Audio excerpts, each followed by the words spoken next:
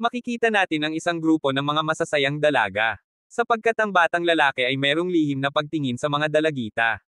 Ngunit ang ating pangunahing tauhan ay nagising mula sa kanyang masayang panaginip. Ang kanyang pangalan ay Ceres. Isa siyang mage fighter at miyembro ng Light of Hope na binubuo ng 5 magkakaibigan. Habang pababa siya sa hagdan, ang ibang mga kasamahan ay naghihintay sa kanya. At si Zek, ang pinuno ng Light of Hope ay sinabing tanggal ka na sa grupo. Ngunit alam ni Ceres na darating ang araw na ito. Dahil si Zek, ang hero ay malakas at matikas. Ngunit may masamang pag-uugali. Siya ay isang massive womanizer. Pero ang isa sa kinagulat ni Ceres ay ang kanyang matalik na kaibigan na si Mel ay pumayag din na paalisan siya. At sinabi, magiging pabigat ka lang sa grupo. Natulala si Ceres sa sinabi ni Mel sapagkat palagi siya nasa tabi nito kapag si Mel ay may problema. At doon ay napagtanto niya na si Mel ay isa sa mga babae ni Zek. At si Ceres ay nagpakita ng pagpapalam dahil dito na magsisimula ang kwento. Si Ceres ay isang transmigrator ngunit wala nakakaalam nito. Siya ay isang 42 years old sa dati niyang buhay. Ngunit sa mundong ito ang babae ay tinuturing matanda kapag sila ay 17 years old at kapag 20 years old naman ay hindi na sila tinatratong babae. Makikita sa kanyang mukha ang paghihinayang. Haste sayang naman talaga anyway. Makikita si Ceres na pumasok sa isang slave store. At naghahanap ng alipin na pwede niya makatulong sa gawaing bahay. Kaya naman inilipat siya sa isang kwarto. At doon ay nakita si Shizuko. Si Shizuko ay ang kanyang first love at ina ni Zek. Binili niya ito sa halagang 5 pilat na barya. Ang halaga ay sobrang mababa. Dahil sa mundong ito ang mga babaeng 30 years old ay itinuturing ng matanda. Dinala niya si Shizuko sa isang store at binilhan ng damit.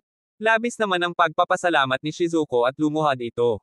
Sinabing gagawin niya ang lahat para kay Ceres. Labis namang nahiya si Ceres. Sinabing hindi niya kailangan gawin yun. Ngunit sinabi ni Shizuko na iyon ay natural sapagkat siya ay isang slave. Tinanong ni Ceres kung bakit siya ay napunta sa ganoong sitwasyon. Sagot ni Shizuko, siya ay ibininte ng kanyang asawa nagngangalang Zector, na isang gambler, womanizer at alcoholic.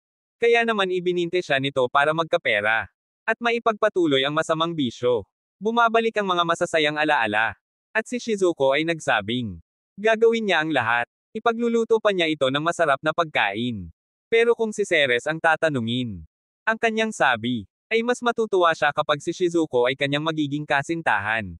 Natulala at nagsabi, huwag kang magbibiro ng ganyan. Sapagkat wala nang sino man ang gugustuhin ang isang matandang babae. Ngunit sinagot naman ito ni Ceres. At nagsabi, na siya ay seryoso. Sa katunayan ay nagtapat na siya ng kanyang pag-ibig noong siya ay bata pa. At sa wakas ay sinagot ni Shizuko at nagsabi, habang wala ka pang babae na nahahanap ay ako muna ang iyong kasintahan. At dito na magsisimula ang ating bida. Sa kanyang paglalakbay para maghanap ng magagandang ina. Umaga na, si Shizuko at Ceres ay magkasamang natulog sa isang kama. Si Ceres ay hindi makatulog sapagkat sa lakas ng pagtibok ng kanyang puso. Binati ng sabay ang magandang umaga. At sa mesa, labis naman ang pagkamangha ni Shizuko sapagkat hindi pa siya nakakatikim nito simula nang siya ay ikinasal. Masayang umaga para sa dalawa. Pagkatapos ay pumunta sa Adventures Guild. Para sa registration at application para kay Shizuko. Nang marinig ito ng receptionist ay napatanong ito. Kung bakit gusto ni Ceres makasama ang isang matandang babae. Nagpakita ng pagpipigil ng galit si Shizuko at nagsabi, na siya ay dating adventurer ngunit hindi ito alam ng dati niyang asawa at anak. Dahil tumigil siya bago ikasal. Nang malaman ito ng guildmaster na dati niyang kaibigan ay humingi ito ng pasensya. At dito nalaman ni Ceres na si Shizuko ay dating S-rank adventurer na mas kilala sa tawag na Black Hair Healer. At dahil nga sa tagal niya wala sa serbisyo ay magsisimula siya sa A-rank. Hindi naman ito pinansin ni Shizuko. Nagpatuloy sila sa paghahanap ng quest. Ngunit gusto sumama ni Shizuko. Pumayag naman si Ceres ngunit sa isang kondisyon. Na siya lang mag-isa ang lalaban sa kadahilanang ayaw niya masaktan si Shizuko. Sa kanilang paglalakbay ay sinabi ni Shizuko, na nakasama niya rin noon si Haruka, ang ina ni Lida. Si Sayo, ang ina ni Mel, at si Misaki, ang ina ni Maria. At sa patuloy nilang paglalakbay ay nakita nila ang isang dragon. Na isa sa quest na kanilang kinuha. Matindi ang labanan kaya napilitang tumulong si Shizuko. At sila ay nanalo. Pag-uwi pagkatapos ng kanilang quest, si Shizuko ay napaisip na kung tama ba ang kanyang ginagawa. Sapagkat tumitibok ang kanyang puso. Patunay na siya ay umiibig kay Ceres. Pagdating ni Ceres sa bahay ay, Sinurpresa niya si Shizuko ng isang malaking bulaklak. Labis namang natuwa ang babae. Nang kinagabihan, pagkatapos kumain ay, renegaluhan niya ito ng magandang necklace. Ngunit naguguluhan. Bakit mo ako bibigyan ng ganito? Dapat ito sa babaeng gusto mo hindi sa matandang babae katulad ko. Ngunit sinabi ni Ceres, mahal na mahal kita. At ang tanging gusto ko ay ikaw. Napatanong na lang si Shizuko. Hindi mo ba pagsisisihan ito? Niyakap niya ito at nagsabi. Ikaw ang aking mahal simula pa noon. Kaya wala nang nagawa si Shizuko. Kundi tanggapin ang kanyang pag-ibig. At sa gabi, pagkatapos maligo ay, sinalubong nila ang mainit na gabi ng magkasama. Kaumagahan. Binati ni Ceres si Shizuko ng magandang umaga. Masarap na umaga nang inihain ni Shizuko sa mesa. Napinuri naman ni Ceres at sinabing, napakahusay mo magluto. Natuwa at nagsabing kainin na natin ito bago pa lumamig. Habang kumakain ay, ipinakita ni Shizuko ang pagsuporta niya kay Ceres. At nagsabi si Shizuko, bakit hindi natin bisitahin ang dati kong asawa? Gusto ko siya bigyan ng parusa sa ginawa sa akin. Sinabi ni Ceres na, bumalik na lang sila sa Jimuna Village kung saan siya ay lumaki at mamuhay ng mapayapa.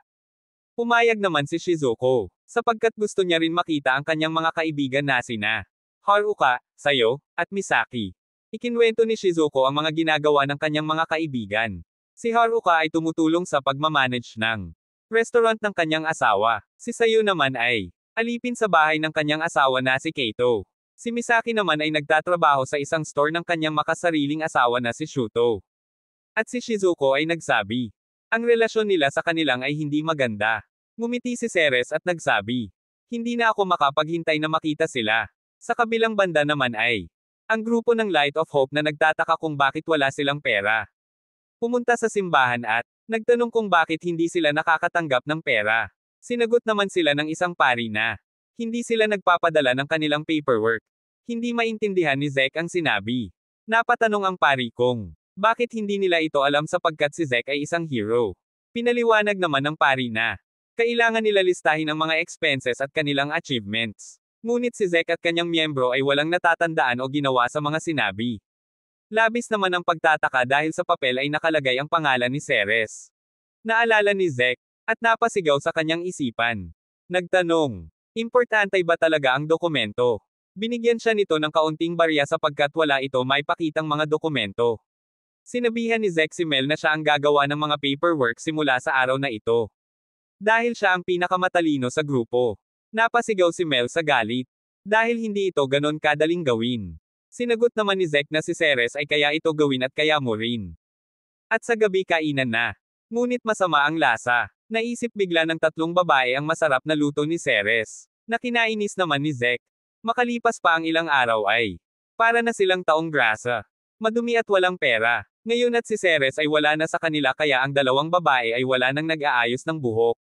Dahil ang lahat ng gawaing bahay at trabaho ay si Ceres ang gumagawa para sa kanila. Doon naman tayo sa masayang magkasintahan. Na naghahanda ng umalis sa bayan.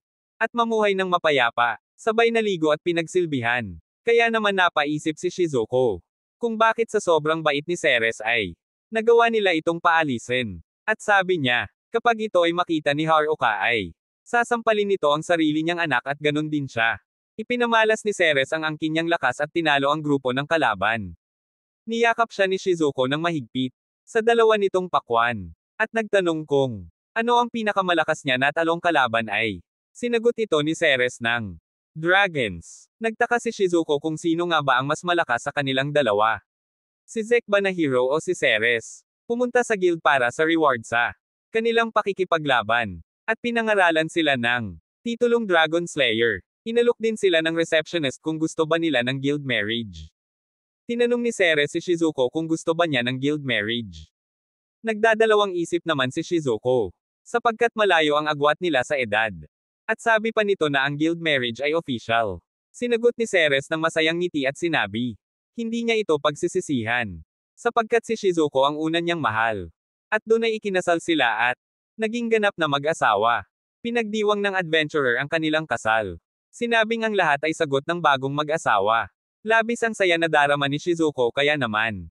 Kapag bumalik siya sa Jimuna Village ay tutuperin ang pangako sa isa't isa. Na ang lahat ay para sa isa at isa ay para sa lahat. Sa tingin ko naman ay Hindi magkakaroon ng problema si Ceres kapag meron siyang 4 na asawa.